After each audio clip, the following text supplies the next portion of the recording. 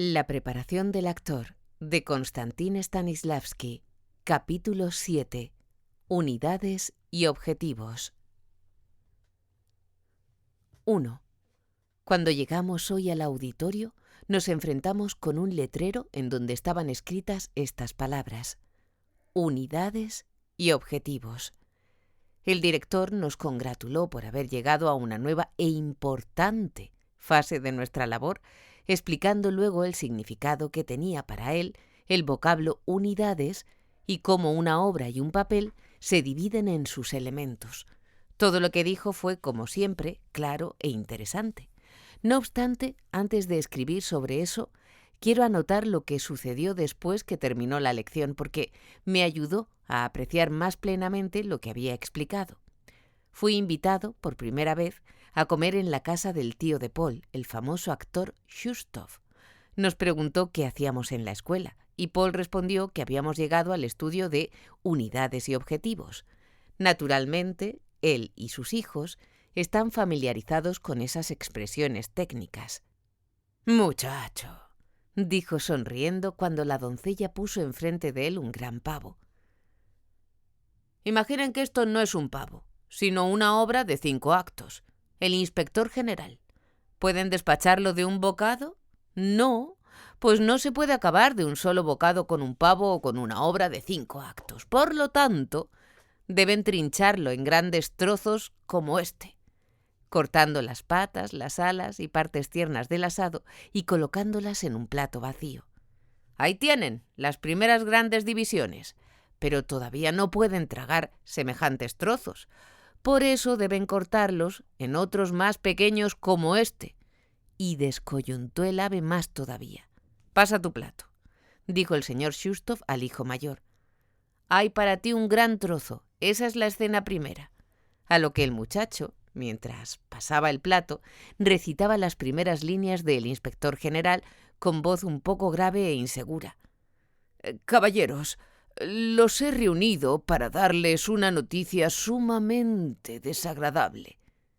«Eugenio», dijo el señor Shustov a su segundo hijo, «aquí está la escena con el administrador de correos, y ahora, Igor y Teodoro, la escena entre Bobischinki y Dobichinki. Ustedes dos, chicas, pueden hacer la parte entre la esposa y la hija del mayor».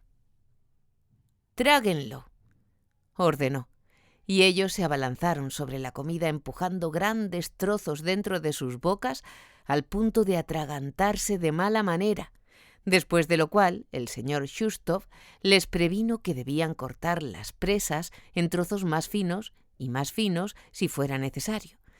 «¡Qué carne dura y seca!», exclamó de pronto dirigiéndose a su esposa. «Dale sabor agregando un invento de la imaginación», dijo uno de los muchachos.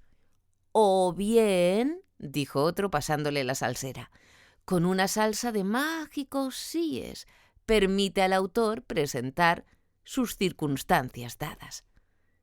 «Y aquí», añadió una de las hijas, dándole unos rábanos, «algo de parte del regisser». «Más picante que el propio actor pone», intercaló uno de los muchachos, espolvoreando la carne con pimienta. «¿Algo de mostaza de la artista de la izquierda?», añadió la más pequeña de las niñas. Tío Shustov roció la carne con salsa preparada con los ofrecimientos de los niños. «Esto está bueno», dijo. «Hasta esta suela parece que es carne». «Eso es lo que deben hacer ustedes con los trozos de su parte, empaparlos más y más en la salsa de las circunstancias dadas. Cuanto más seco el papel, más salsa necesita». Dejé a los Shustovs con la cabeza llena de ideas acerca de las unidades. Tan pronto como mi atención fue dirigida hacia este punto, comencé a buscar modos de llevar a cabo esta nueva idea. Cuando les di las buenas noches, me dije: una parte. Bajando las escaleras, me quedé perplejo. ¿Contaría cada escalón como una unidad? Los Shustov viven en el tercer piso, 60 escalones, 60 unidades. Con esa base tendría que contar cada paso en el camino y decidí que todo el acto de bajar la escalera era una parte y el caminar a casa otra. ¿Y el abrir la puerta de la calle? ¿Sería una o varias unidades? Me decidí por varias. Para empezar, bajé las escaleras, 2 unidades. Tomé el picaporte de la puerta, 3. Lo di vuelta, 4. Abrí la puerta, 5. Crucé el umbral, 6. Cerré la puerta, 7. Solté el picaporte, 8. Fui a casa, 9. Empujé a alguien, no. Eso fue un accidente, no una unidad.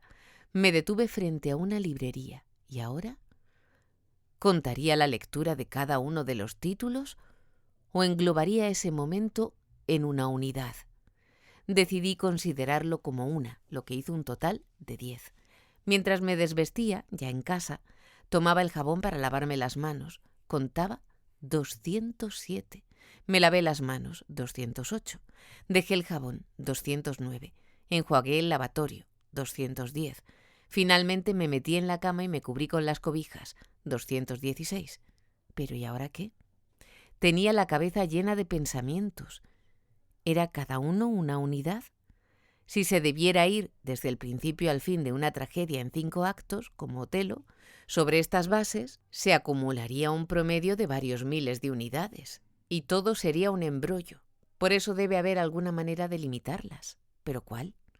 2.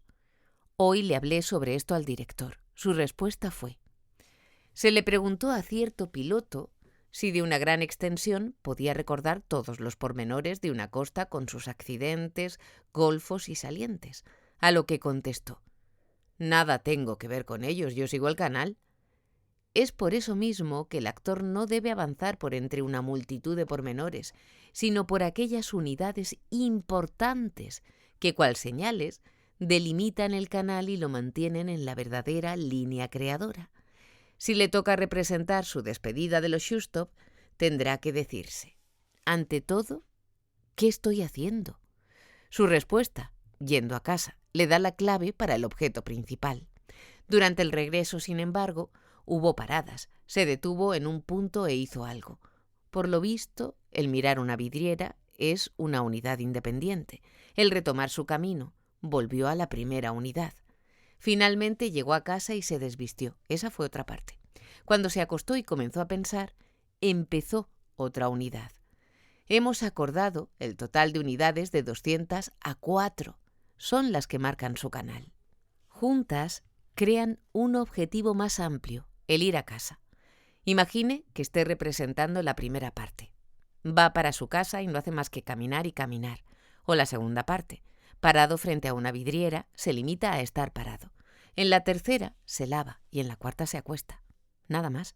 Si hace eso, su actuación será pesada, monótona, por lo que el director insistirá en un desarrollo mucho más detallado de cada parte, que lo obligará a dividir cada unidad en pormenores más pequeños y reproducirlos más clara y minuciosamente. Si esas divisiones más pequeñas resultan todavía muy monótonas, tendrá que reducirlas más, hasta que su caminata por la calle refleje los pormenores típicos de tal acto. Encuentro con amigos, un saludo, observación de lo que ocurre a su alrededor, transeúnte que empujan al caminar, etc. Analizó luego el director las cosas sobre las que el tío Paul había hablado, y no pudimos dejar de sonreír al recordar el pavo. Las partes más grandes se reducen a tamaño mediano. Estas, a su vez, se hacen pequeñas y, finalmente, más pequeñas todavía, para luego invertir el proceso y volver a reunir todo. Recuerden siempre, advirtió, que la división es temporaria. El papel y la obra no deben permanecer en fragmentos. Una estatua quebrada o una tela trunca nunca constituyen una obra de arte por más bellas que sean sus partes. Solo en la preparación del papel se utilizan las pequeñas unidades que durante su verdadera creación se fusionan en grandes unidades. Cuanto menos y más grandes sean las divisiones, menos trabajo tendrán y les será más fácil manejar el papel completo. Los actores conquistan con facilidad esas grandes divisiones y lo hacen a fondo. Colocadas a lo largo de la obra, toman el lugar de las boyas, que marcan el canal que, a su vez, señala el verdadero cauce de la creación y hace posible evitarles lugares de poco calado y los escollos.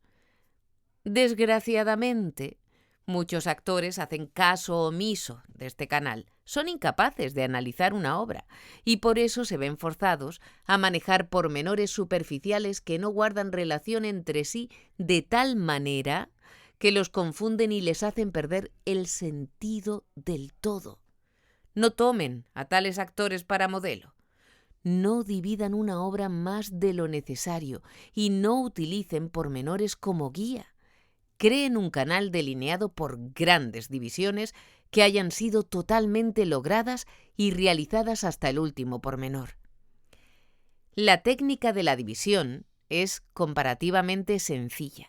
Ustedes se preguntan, ¿cuál es la esencia de la obra? Aquello sin lo cual no puede existir. Repasan entonces los puntos principales sin entrar en pormenores. Digamos que estamos estudiando la obra de Gogol, El inspector general. ¿Qué es lo esencial en ella? El inspector general, dijo Vania. O tal vez el episodio con Klestakov, corrigió Paul. De acuerdo, dijo el director, pero no es suficiente. Debía haber un fondo apropiado para esa ocurrencia tragicómica imaginada por Gogol. Este es suministrado por pícaros del tipo del mayor, los superintendentes de varias instituciones públicas, el par de chismosas, etc. Por lo tanto, estamos obligados a inferir que la obra no existiría sin Klestakov y los ingenuos habitantes del pueblo. ¿Qué más resulta necesario para la obra?, continuó. El romanticismo tonto y los devaneos provincianos, como el de la esposa del mayor, que aceleró el compromiso de su hija y trastornó al pueblo entero, sugirió alguien. La curiosidad del director de correos y la cordura de Osips, añadió otro estudiante. El soborno, la carta, la llegada del verdadero inspector han dividido la obra en sus principales episodios orgánicos, sus unidades más grandes. Extraigan ahora de estas unidades su contenido esencial y tendrán la estructura interior de la obra completa. Cada unidad grande se divide en cambio en partes medianas y pequeñas. Para determinar estas divisiones, a menudo es necesario combinar varias unidades pequeñas. Tienen ahora una noción general de cómo dividir una obra en sus unidades componentes y cómo trazar un canal que los guíe a través de ella, dijo Tolstov concluyendo. 3. La división de la obra en unidades para estudiar su estructura tiene un propósito, explicó hoy el director. Hay una razón interior mucho más importante. En el fondo de cada unidad yace un objetivo creador. Cada objetivo es una parte orgánica de la unidad, es decir, que crea la unidad que lo rodea. Es tan imposible inyectar objetivos extraños en una obra como poner dentro de las unidades algo que no se relacione con ella, porque los objetivos deben formar una corriente lógica y coherente. Dado este mito directo y orgánico, todo lo que se ha dicho sobre las unidades se aplica igualmente a los objetivos. ¿Significa eso que deben también dividirse en grados mayores y menores?, pregunté. Sí, realmente, dijo. ¿Y qué pasa con el canal?, volví a preguntar. El objetivo será la luz que les muestre el buen camino, explicó el director. El error que muchos actores cometen es el de pensar en el resultado, en vez de pensar en la acción que debe prepararlo. Evitando la acción y encarando el resultado directamente, obtienen un producto forzado que solo puede llevarlos a una mala actuación. Traten de evitar esforzarse por el resultado. Actúen con fidelidad, plenitud e integridad de propósito. Pueden desarrollar este tipo de acción eligiendo objetivos vivos. Plantéense ahora un problema así y ejecútenlo, sugirió. Mientras María y yo lo pensábamos, se nos acercó Paul con la siguiente proposición. Supongamos que los dos nos hemos enamorado de María y le hemos propuesto matrimonio. ¿Qué haríamos? Trazamos primero un plan general, después lo dividimos en varias unidades y objetivos, cada uno de los cuales, por turno, daba origen a la acción. Cuando languidecía nuestra actividad, añadimos nuevas suposiciones y tuvimos nuevos problemas que resolver. Bajo la influencia de esta constante presión, nos absorbimos tanto en lo que estábamos haciendo que no notamos que el telón había sido levantado y que estábamos en el escenario vacío de todo decorado. El director sugirió que continuáramos nuestra labor allí. Así lo hicimos, y cuando terminamos dijo: ¿recuerdan una de nuestras primeras lecciones cuando les pedí que subieran al escenario vacío y actuaran? No supieron qué hacer, sino dar tumbos, impotentes, con formas y pasiones externas. Pero hoy, a pesar del escenario vacío, se sintieron por completo libres y se movieron con facilidad. ¿Qué les ayudó a ello?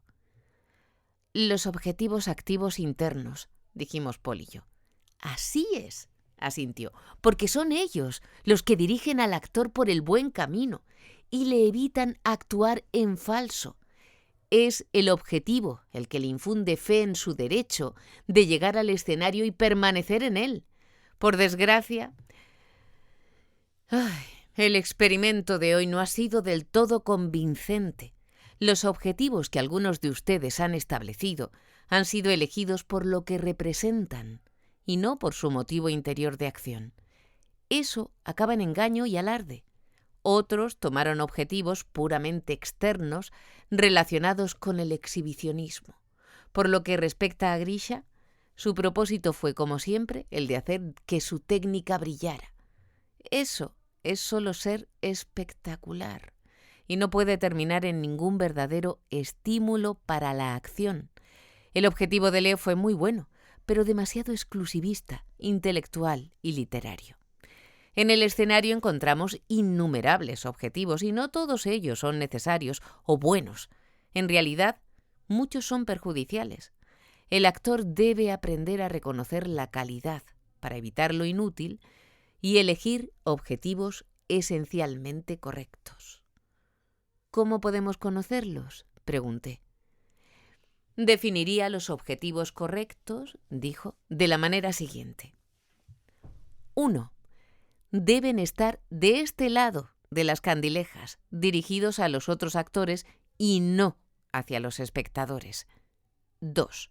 Deben ser personales y, no obstante, análogos a los del personaje que están representando. 3. Deben ser creadores y artísticos, pues su función será la de realizar el fin más importante de nuestro arte: crear la vida de un alma humana y expresarla en forma artística. 4. Serán reales, vivos y humanos, no muertos convencionales o teatrales. 5. Serán verdaderos, de modo que ustedes mismos, los actores que con ustedes representen y el público puedan creer en ellos. 6. Deberán tener la cualidad de atraer y emocionar al actor. 7. Deberán ser netos y típicos del papel que están representando. No tolerarán vaguedades. Deben ser nítidamente tejidos dentro de la estructura del papel que les toca representar. 8. Deberán tener valor y contenido para corresponder a la esencia íntima del papel. No deben ser superficiales o huecos. 9. Serán activos para llevar adelante el papel y no dejarlo estancado. Permítanme prevenirlos contra una forma peligrosa de objetivo, puramente motor, que predomina en el teatro y conduce a la representación mecánica. Admitimos 3 tipos de objetivos: el exterior o físico, el interior o psicológico y el tipo rudimentario psicológico. Vania expresó su consternación ante estas expresiones difíciles, a lo que el director explicó su significado con un ejemplo. Suponga que entra en este cuarto, comenzó, y me saluda con una inclinación de cabeza y un apretón de manos. Ese es un objetivo mecánico ordinario y nada tiene que ver con psicología. ¿Está mal?, interrumpió Vania. El director se apresuró a sacarlo del error. Por supuesto. Puede decir cómo está usted, pero no puede amar, sufrir, odiar o realizar ningún objetivo vivo o humano en una forma puramente mecánica, sin experimentar ningún sentimiento. Un caso diferente, continuó, es el de sostener la mano y tratar de expresar sentimientos de amor, respeto o gratitud por medio del apretón de manos y la mirada. Así es como ejecutamos un objetivo ordinario, y sin embargo hay en él un elemento psicológico. Por eso nosotros, en nuestra jerga, lo definimos como tipo rudimentario. Aquí tenemos un tercer tipo. Ayer, usted y yo tuvimos una disputa y yo le insulté públicamente. Hoy, al encontrarnos, deseo ir hacia usted y ofrecerle mi mano, indicando con este gesto que le pido disculpas. Admito que estuve mal y le ruego que olvide el incidente. Estrechar la mano de mi enemigo de ayer no es un problema sencillo. Tendré que pensarlo con detenimiento, pasar por muchas emociones y vencerlas antes de poder hacerlo. Eso es lo que llamamos un objetivo psicológico. Otro punto importante acerca de un objetivo es que, además de ser creíble, debe tener atracción para el actor, hacerle desear llevarlo a cabo. Este magnetismo es un desafío para su deseo creador. A los objetivos que contienen estas cualidades necesarias los llamamos creadores. Es difícil escogerlos. Los ensayos son dedicados en gran parte al trabajo de encontrar los objetivos correctos, a lograr controlarlos y vivir con ellos. El director se volvió a Nicolás. «¿Cuál es su objetivo en esa escena favorita suya de Brandt?», preguntó. «Salvar la humanidad», contestó Nicolás. «Gran propósito», exclamó el director casi riendo. «Es imposible comprenderlo todo de una vez. ¿No cree que pudo haber tomado más bien algún simple objetivo físico?» «¿Pero un objetivo físico es interesante?», preguntó Nicolás con una sonrisa tímida. «¿Interesante para quién?», dijo el director. «Para el público». «Olvídese del público y piense en usted», le aconsejó. «Si usted está interesado, el público le seguirá». «Pero tampoco yo estoy interesado», adujo Nicolás. «Preferiría algo psicológico». «Ya tendrá tiempo suficiente para eso. Es demasiado temprano para mezclarse con la psicología. Por el momento, limítese a lo que es sencillo y físico. En cada objetivo físico hay psicología y viceversa. No las puede separar. Por ejemplo, la psicología de un hombre que va a suicidarse es extremadamente complicada. Es difícil para él resolverse a ir a la mesa, sacar la llave del bolsillo, abrir el cajón, tomar el revólver, cargarlo y meterse una bala en la cabeza. Todos esos actos son físicos. Y sin embargo, ¿cuánta psicología contienen? Quizá fuera más exacto decir que todos son actos psicológicos complicados. Sin embargo, ¿cuánto de físico hay en ellos? Tome ahora un ejemplo del tipo más simple de acción corporal. Se acerca a otra persona y la abofetea. No obstante, si lo va a hacer con sinceridad, piensa en las intrincadas sensaciones psicológicas que debe experimentar antes de su acto.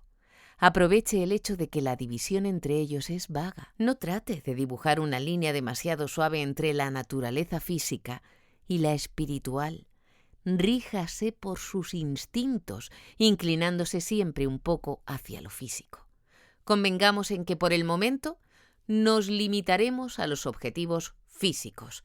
Son más fáciles, asequibles y ofrecen mejores posibilidades de ejecución. Al hacerlo, reducen el riesgo de caer en una actuación falsa. 4. El punto importante de hoy fue cómo extraer un objetivo de una unidad de trabajo. El método es simple y consiste en encontrar el nombre más apropiado para la unidad, uno que aluda a su íntima esencia. «¿Para qué todos estos bautismos?», preguntó Grisha con ironía. El director replicó: ¿Tiene idea de lo que representa en realidad un nombre correcto para una unidad?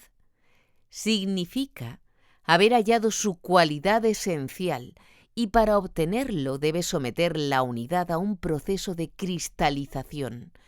Para ese cristal, usted ha hallado un nombre. El nombre correcto que cristaliza la esencia de una unidad descubre su objetivo fundamental. Para demostrárselos de una manera práctica, dijo, tomemos las primeras 2 unidades de la escena de las ropas del nene de Brandt. Inés, la esposa del pastor Brandt, ha perdido su único hijo. Atribulada, mira las ropas, juguetes y otras preciosas reliquias del niño. Baña en lágrimas cada objeto y su corazón se destroza con cada recuerdo. La causa de la tragedia ha sido el clima húmedo e insalubre de la localidad. Cuando el niño enfermó, la madre había implorado al marido que dejara la parroquia, pero Brandt era un fanático.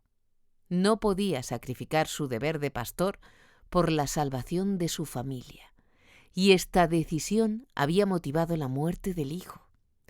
La médula de la segunda unidad es entre Brandt. Él también sufre por Inés, pero su concepción del deber le induce a ser severo y a persuadir a su esposa que done esas sagradas prendas del pequeño a una gitana pobre, con el pretexto de que ellas le impiden consagrarse por entero al Señor y llevar a cabo el principio motor de sus vidas, ayudar al prójimo. Resuman ahora estas 2 partes y hallen el nombre que corresponda a cada cualidad esencial. Vemos una madre cariñosa que habla las cosas de su hijo como si le hablara a él mismo. La muerte de una persona amada es el motivo fundamental de la unidad, dije con decisión. Traten de alejarse del dolor de la madre para hacer un estudio relacionado con las partes mayores y menores de la escena, dijo el director. Esa es la manera de descubrir el significado interior. Cuando sus sentimientos y conciencia lo hayan dominado, busquen una palabra que abarque el significado más íntimo de la unidad íntegra. Esta palabra indicará el objetivo.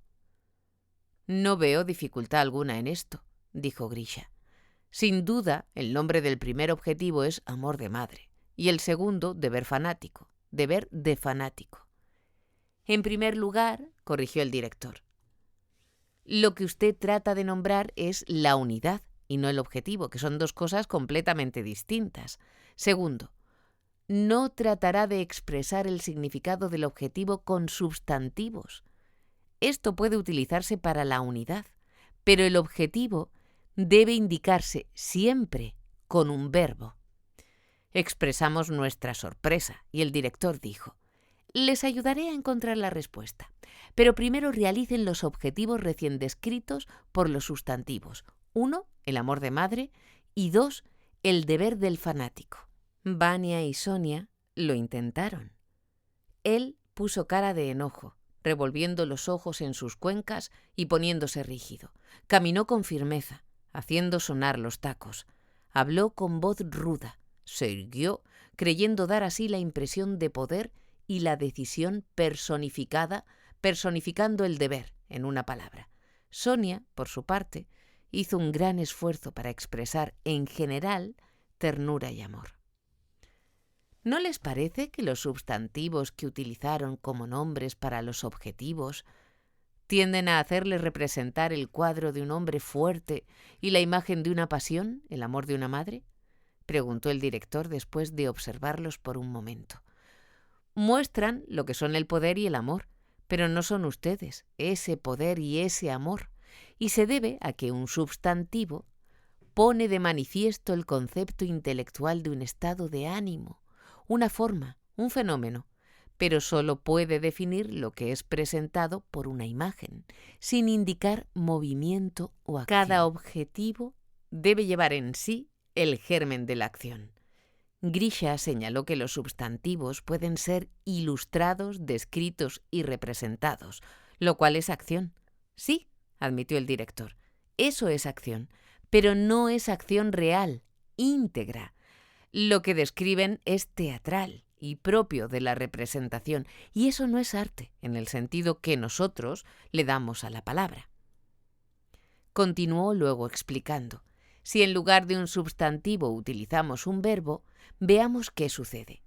Añadan solo deseo o deseo hacer así y así. Tomen, por ejemplo, la palabra poder. Antepongan a esta palabra deseo y tienen deseo poder. Pero eso es demasiado general. Si introducen algo más definitivamente activo, por ejemplo, una pregunta que requiera una respuesta, los llevará a alguna actividad fructífera para lograr ese propósito. En consecuencia dicen, deseo hacer así y así para obtener poder. O si no, de esta manera, ¿qué debo desear hacer para obtener poder? Cuando contesten, sabrán qué acción deben adoptar.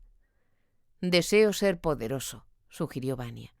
El verbo ser es estático y no contiene el germen activo necesario para un objetivo. Deseo obtener poder, aventuró Sonia. Eso se acerca más a la acción, dijo el director, pero desgraciadamente es demasiado general y no puede ser ejecutado al momento.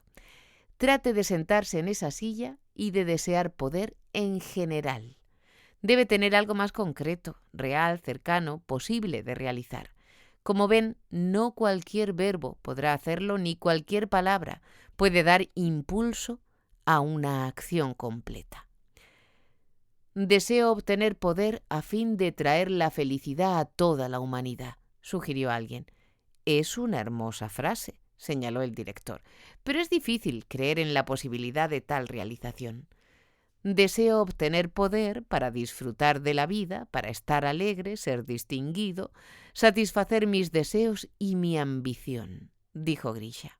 Eso es más real y fácil de llevar a cabo, pero para lograrlo necesita una serie de pasos preparatorios. No puede llegarse a un fin tan fundamental de inmediato. Tendrá que acercarse a él gradualmente. Repase esos pasos y enumérelos. Yo deseo parecer afortunado y sabio en los negocios, para crear confianza. Deseo ganar el afecto del público para ser considerado poderoso. Deseo distinguirme, elevarme en categoría, ser notado por los demás. El director volvió a la escena de Brandt e hizo hacer a cada uno un ejercicio similar. Sugirió: supongamos que todos los hombres se colocan en la posición de Brandt. Apreciarán con más facilidad la psicología de aquel que siente en pos de un ideal. Dejemos a las mujeres tomar la parte de Inés.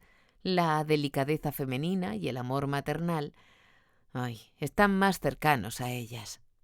1, 2, 3. Que comiencen la justa entre hombres y mujeres. Deseo tener poder sobre Inés a fin de persuadirla de que haga un sacrificio, a fin de salvarla, de dirigirla por el buen camino.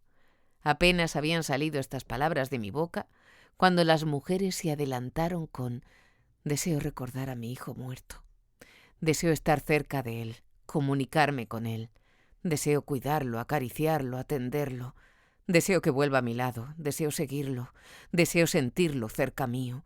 Deseo verlo con sus juguetes, deseo hacerlo salir de su tumba, deseo volver al pasado, deseo olvidar el presente, ahogar mi pena. Más alto que ninguna, oí la voz de María. Deseo estar tan cerca de él que no puedan separarnos nunca. En ese caso, prorrumpieron los hombres, lincharemos.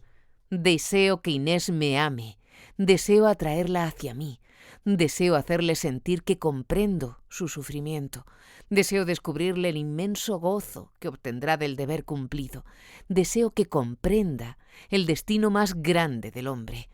Entonces, dijeron las mujeres, deseo conmover con mi dolor a mi esposo, deseo que vea mis lágrimas. Y María gritó: deseo estrechar más fuerte a mi niño y no dejarlo ir jamás. Los hombres replicaron: Deseo inculcarle el sentido de la responsabilidad hacia la humanidad. Deseo amenazarla con el castigo y la separación. Deseo expresar mi desesperación ante la imposibilidad de entendernos. Durante todo este cambio de palabras, los verbos suscitaron pensamientos, y pensamientos que a su vez eran desafíos internos a la acción. Cada uno de los objetivos que eligieron es en parte verdadero y necesita algún grado de acción, dijo el director. Aquellos de ustedes que poseen temperamento vivo deben hallar poca cosa que apele a sus sentimientos en «deseo recordar mi hijo muerto». Preferirán «deseo estrecharlo para no abandonarlo nunca». ¿Qué? Las cosas, los recuerdos, los pensamientos del niño muerto.